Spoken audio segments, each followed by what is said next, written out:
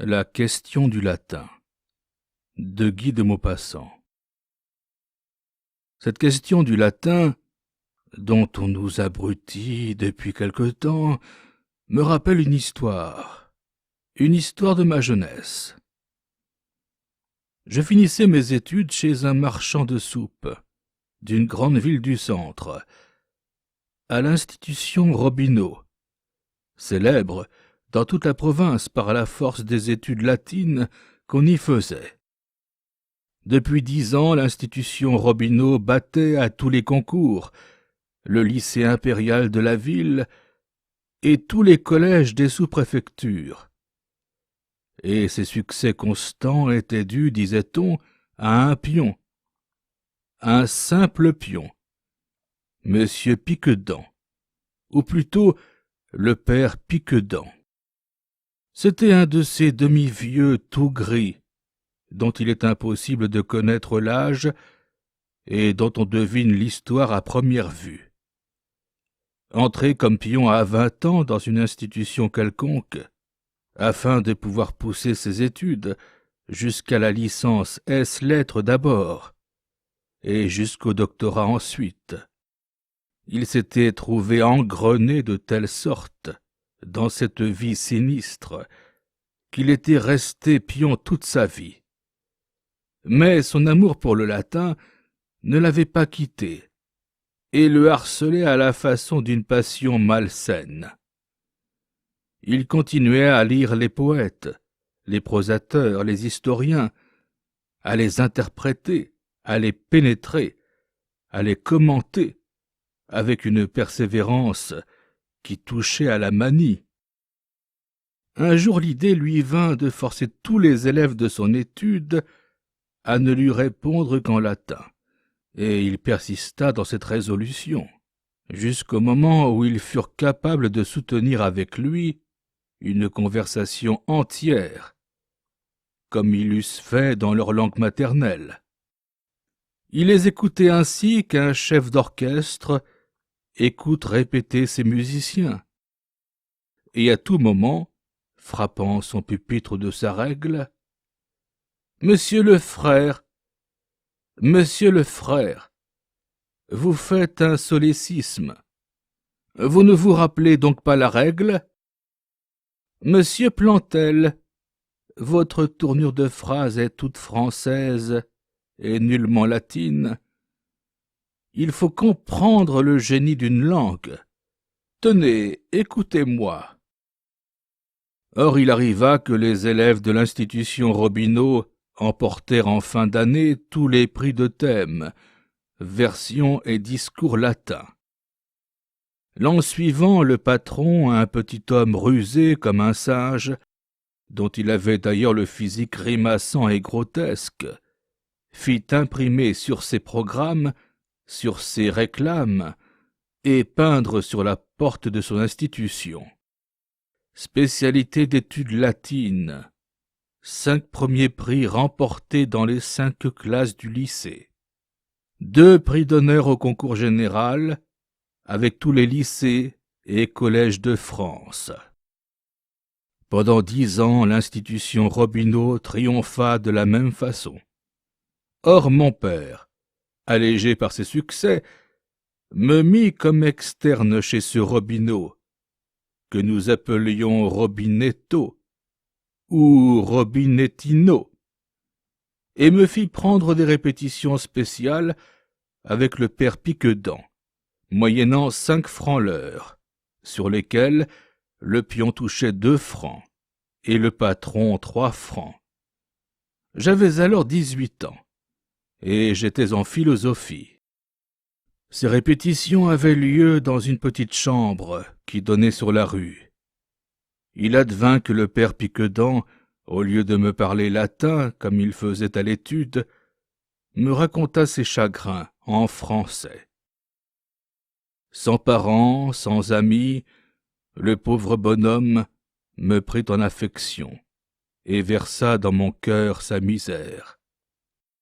Jamais depuis 10 ou 15 ans, il n'avait causé seul à seul avec quelqu'un. « Je suis comme un chêne dans un désert, disait-il.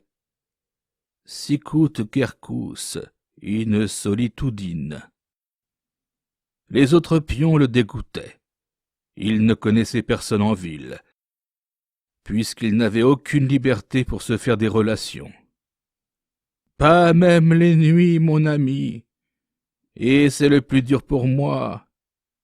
Tout mon rêve serait d'avoir une chambre avec mes meubles, mes livres, de petites choses qui m'appartiendraient et auxquelles les autres ne pourraient pas toucher.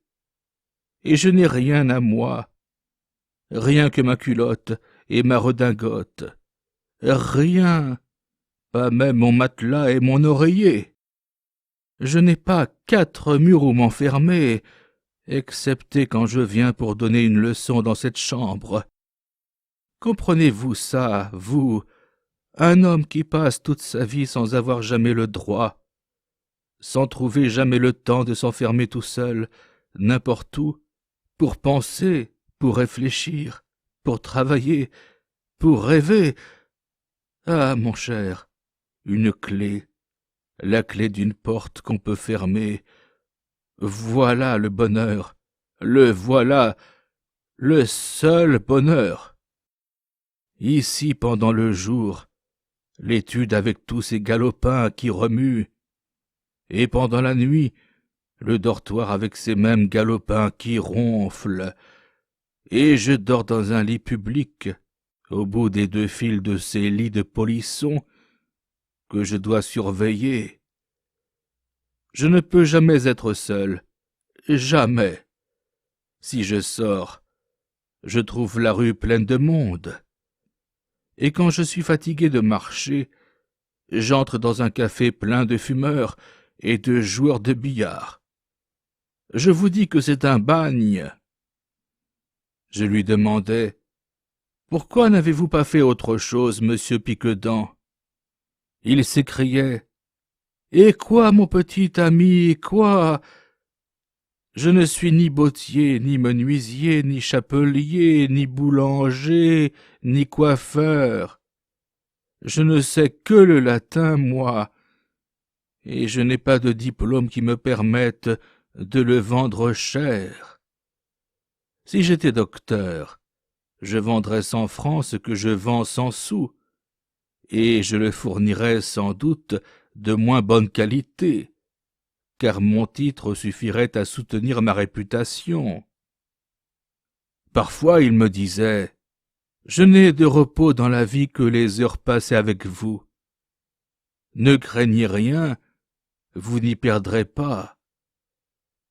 À l'étude, je me rattraperai en vous faisant parler 2 fois plus que les autres. » Un jour je m'enhardis, et je lui offris une cigarette. Il me contempla d'abord avec stupeur, puis il regarda la porte. « Si on entrait, mon cher !»« Eh bien, fumons à la fenêtre, » lui dis-je. Et nous allâmes nous accouder à la fenêtre sur la rue, en cachant au fond de nos mains arrondies en coquilles les minces rouleaux de tabac. En face de nous était une boutique de repasseuses. 4 femmes en caraco blanc promenaient sur le linge, étalé devant elles le fer lourd et chaud qui dégageait une buée. Tout à coup une autre, une 5e, portant au bras un large panier qui lui faisait plier la taille, sortit pour aller rendre aux clients leurs chemises, leurs mouchoirs et leurs draps. Elle s'arrêta sur la porte, comme si elle eût été fatiguée déjà.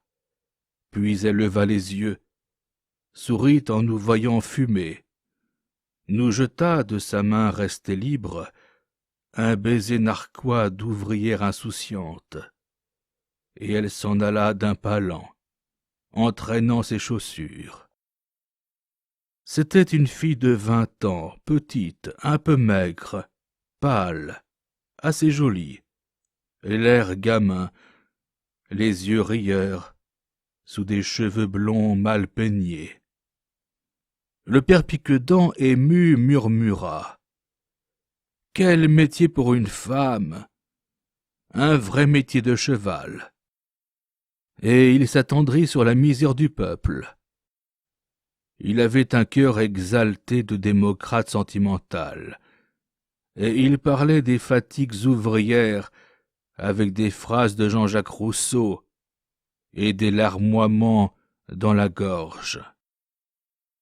Le lendemain, comme nous étions accoudés à la même fenêtre, la même ouvrière nous aperçut et nous cria « Bonjour les écoliers !» d'une petite voix drôle, en nous faisant la nique avec ses mains.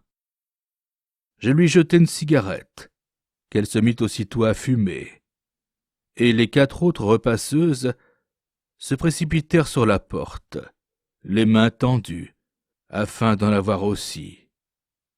Et chaque jour un commerce d'amitié s'établit entre les travailleuses du trottoir et les fainéants de la pension. Le père Piquedan était vraiment comique à voir. Il tremblait d'être aperçu, car il aurait pu perdre sa place, et il faisait des gestes timides et farces. Toute une mimique d'amoureux sur la scène, à laquelle les femmes répondaient par une mitraille de baisers.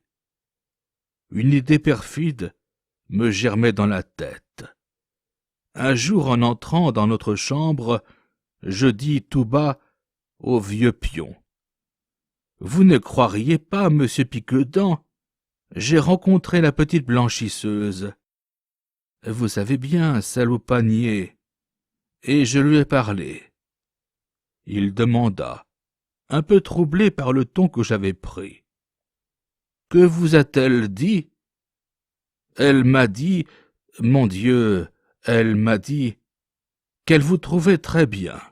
Au fond, je crois qu'elle est un peu amoureuse de vous. Je le vis pâlir. Il reprit. Elle se moque de moi, sans doute. Ces choses-là n'arrivent pas à mon âge. Je dis gravement. Pourquoi donc? Vous êtes très bien. Comme je le sentais touché par ma ruse, je n'insistais pas.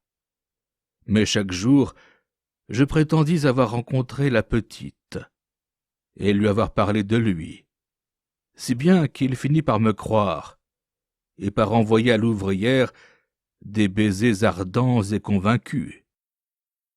Or il arriva qu'un matin, en me rendant à la pension, je la rencontrai vraiment. Je l'abordai sans hésiter, comme si je la connaissais depuis 10 ans. « Bonjour, mademoiselle, vous allez bien ?»« Fort bien, monsieur. Je vous remercie. »« Voulez-vous une cigarette ?»« Oh, pas dans la rue. »« Vous la fumerez chez vous. »« Alors je veux bien. »« Dites donc, mademoiselle, vous ne savez pas ?»« Quoi donc, monsieur ? » ?»« Mon vieux professeur. »« Le père Piquedan ? » ?»« Oui, le père Piquedan.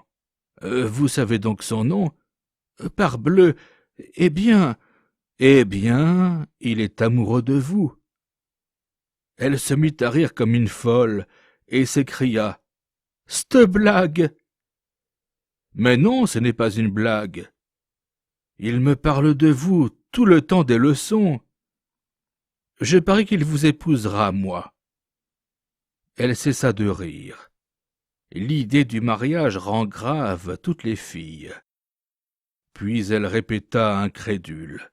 « C'te blague !»« Je vous jure que c'est vrai. » Elle ramassa son panier posé devant ses pieds. « Eh bien, nous verrons, » dit-elle. Et elle s'en alla. Aussitôt entré à la pension, je pris à part le père Piquedan.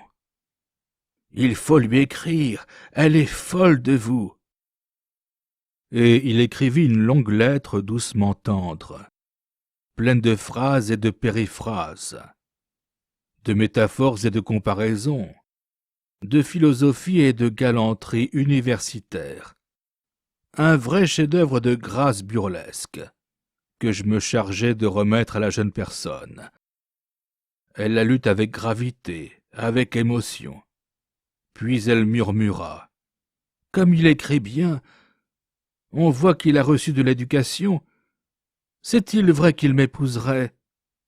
Je répondis intrépidement. Parbleu, il en perd la tête. Alors il faut qu'il m'invite à dîner dimanche, à l'île des Fleurs. Je promis qu'elle serait invitée. Le père Piquedent fut très touché de tout ce que je lui racontais d'elle. J'ajoutai: « Elle vous aime, monsieur Piquedent, et je la crois une honnête fille. Il ne faut pas la séduire et l'abandonner ensuite. » Il répondit avec fermeté: « Moi aussi je suis un honnête homme, mon ami. » Je n'avais, je l'avoue, aucun projet. Je faisais une farce d'écolier, rien de plus. J'avais deviné la naïveté du vieux pion, son innocence et sa faiblesse. Je m'amusais sans me demander comment cela tournerait. J'avais 18 ans, et je passais pour un madré farceur au lycée, depuis longtemps déjà. Donc il fut convenu que le père Piquedent et moi partirions en fiacre jusqu'au bac de la Queue de Vache. Nous y trouverions Angèle, et je les ferais monter dans mon bateau, car je canotais en ce temps-là. Je les conduirais ensuite à l'île des Fleurs, où nous dînerions tous les trois. J'avais imposé ma présence, pour bien jouir de mon triomphe, et le vieux, acceptant ma combinaison, prouvait bien qu'il perdait la tête en effet, en exposant ainsi sa place. Quand nous arrivâmes au bac, où mon canot était amarré depuis le matin, j'aperçus dans l'herbe, ou plutôt au-dessus des hautes herbes de la berge, une ombrelle rouge énorme, pareille à un coquelicot monstrueux. Sous l'ombrelle nous attendait la petite blanchisseuse endimanchée. Je fus surpris. Elle était vraiment gentille, bien que pâlotte et gracieuse, bien que d'allure un peu faubourienne. Le père Piquedent lui tira son chapeau en s'inclinant. Elle lui tendit la main, et ils se regardèrent sans dire un mot. Puis ils montèrent dans mon bateau et je pris les rames. Ils étaient assis côte à côte, sur le banc d'arrière. Le vieux parla le premier. « Voilà un joli temps pour une promenade en barque. » Elle murmura: « Oh oui !» Elle laissa traîner sa main dans le courant, effleurant l'eau de ses doigts, qui soulevaient un mince filet transparent, pareil à une lame de verre. Cela faisait un bruit léger, un gentil clapot, le long du canot. Quand on fut dans le restaurant, elle retrouva la parole, commanda le dîner, une friture, un poulet et de la salade. Puis elle nous entraîna dans l'île, qu'elle connaissait parfaitement. Alors elle fut gaie, gamine, et même assez moqueuse. Jusqu'au dessert, il ne fut pas question d'amour. J'avais offert du champagne, et le père Piquedent était gris. Un peu partie elle-même, elle l'appelait « Monsieur Piquenet !» Il dit tout à coup « Mademoiselle, Monsieur Raoul vous a communiqué mes sentiments. » Elle devint sérieuse comme un juge. « Oui, monsieur. » Y répondez-vous? On ne répond jamais à ces questions-là. Il soufflait d'émotion et reprit. « Enfin, un jour viendra-t-il où je pourrai vous plaire. » Elle sourit. « Gros bête, vous êtes très gentille. Enfin, mademoiselle, pensez-vous que plus tard nous pourrions... » Elle hésita une seconde, puis d'une voix tremblante. « C'est pour m'épouser que vous dites ça, car jamais autrement, vous savez... » « Oui, mademoiselle. »« Eh bien, ça va, monsieur Piquenet. C'est ainsi que ces deux étourneaux se promirent le mariage, par la faute d'un galopin. Mais je ne croyais pas cela sérieux, ni eux non plus peut-être. Une hésitation lui vint à elle. « Vous savez, je n'ai rien, pas 4 sous. » Il balbutia, car il était ivre comme Silène. « Moi, j'ai 5 000 francs d'économie. » Elle s'écria triomphante. « Alors, nous pourrions nous établir. » Il devint inquiet. « Nous établir quoi? »« Est-ce que je sais, moi? Nous verrons. Avec 5 000 francs, on fait bien des choses. Vous ne voulez pas que j'aille habiter dans votre pension, n'est-ce pas? » Il n'avait point prévu jusque-là, et il bégayait fort perplexe. « Nous établir quoi? Ça n'est pas commode. Moi, je ne sais que le latin. » Elle réfléchissait à son tour, passant en revue toutes les professions qu'elle avait ambitionnées. « Vous ne pourriez pas être médecin? »« Non, je n'ai pas de diplôme. »« Ni pharmacien? »« Pas davantage. » Elle poussa un cri de joie. Elle avait trouvé. « Alors nous achèterons une épicerie. Oh, quelle chance! Nous achèterons une épicerie, pas grosse par exemple. Avec 5 000 francs, on ne va pas loin. » Il eut une révolte. « Non, je ne peux pas être épicier. Je suis trop connu. Je ne sais que le latin, moi. » Mais elle lui enfonçait dans la bouche un verre plein de champagne. Il but et se tut. Nous remontâmes dans le bateau. La nuit était noire, très noire. Je vis bien cependant qu'ils se tenaient par la taille et qu'ils s'embrassèrent plusieurs fois. Ce fut une catastrophe épouvantable. Notre escapade découverte fit chasser le père Piquedan. Et mon père indigné m'envoya finir ma philosophie dans la pension Ribaudet. Je passai mon bachot 6 semaines plus tard, puis j'allai à Paris faire mon droit, et je ne revins dans ma ville natale qu'après 2 ans. Au détour de la rue du Serpent, une boutique m'accroche à l'œil. On lisait « Produits coloniaux Piquedan ». Puis dessous, afin de renseigner les plus ignorants, « Épicerie ». Je m'écriai « Quantum mutatus at illo », c'est-à-dire comme il a changé depuis cette époque. Il leva la tête, lâcha sa cliente et se précipita sur moi les mains tendues. « Ah, mon jeune ami, vous voici, quelle chance, quelle chance !» Une belle femme très ronde quitta brusquement le comptoir et se jeta sur mon cœur. J'eus de la peine à la reconnaître, tant elle avait engraissé. Je demandai « Alors, ça va ?» Piquedan s'était remis à peser. « Oh, très bien, très bien, très bien. J'ai gagné 3 000 francs nets cette année. » Et le latin, monsieur Piquedan? Oh, mon Dieu, le latin, voyez-vous, il ne nourrit pas son homme.